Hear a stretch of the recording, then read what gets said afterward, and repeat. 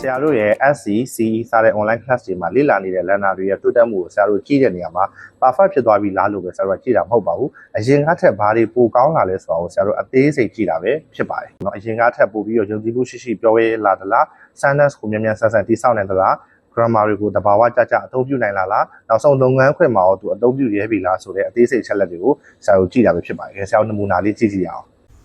My name is Tito9. I'm from Pakhu. Now I live in Thailand. I'm a no student. Tatas, please prepare the presentation for the event and design the slide carefully. Check the projector and check the laptop.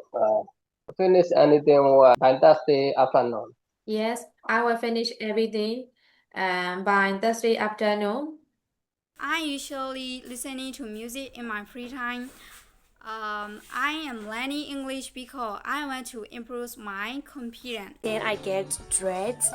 and have share noodle for my breakfast before going to work. I go to work on foot because my work is nearby.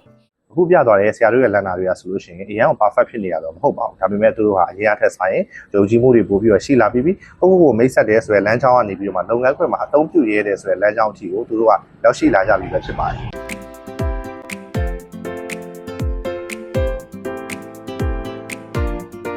ဆိုတော့ဒီလိုတိုးတက်မှုလေးတွေကအိတ်နေရင်းနဲ့စိတ်ကူးရင်နေရင်းနဲ့သူတို့တွေဖြစ်လာကြတာမဟုတ်ပါဘူးသူတို့တွေအများကြီးဖြတ်တန်းခဲ့ရတယ်။ဘာကြီးဖြတ်တန်းခဲ့ရလဲ။သူတို့အထမ်းတွေပုံမှန်တက်ရတယ်၊ပုံမှန်လေ့လာရတယ်၊ပုံမှန်ကြက်မှတ်ရတယ်၊ပုံပေါ်တွေပို့ရတယ်၊ feedback တွေရလာတယ်။ရလာတဲ့ feedback တွေအတိုင်းအမှားတွေကိုအမှန်တွေပြန်ပြင်ဆင်တယ်။နောက်တစ်ခါကြိုးစားတယ်။ဒီလိုဟာမျိုးတွေကိုဖြတ်တန်းရေးနဲ့ပဲဒီလိုတိုးတက်မှုတွေဖြစ်လာကြတာပဲဖြစ်ပါတယ်။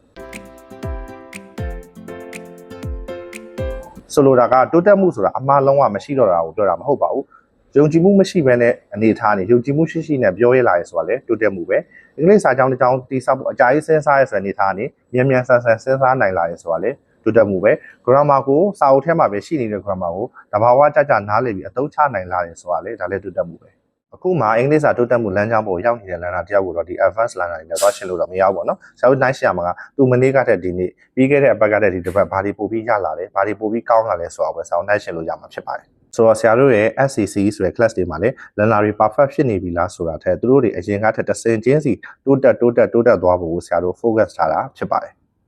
အခုကြည့်နေတဲ့ learner ကလည်းအင်္ဂလိပ်စာလေ့လာနေတဲ့အင်္ဂလိပ်စာကိုစိတ်ဝင်စားတဲ့သူတယောက်ဖြစ်တယ်ဆိုလို့ရှိရင် perfect ဖြစ်မဲ့နေ့ကိုမဆောင်ပါနဲ့ဒီနေ့ကနေတလန်းချင်းစီလှမ်းသွားပါလှမ်းသွားရင်းနဲ့ပြီးပြေးဆုံးလာပါလိမ့်မယ် Small progress is still progress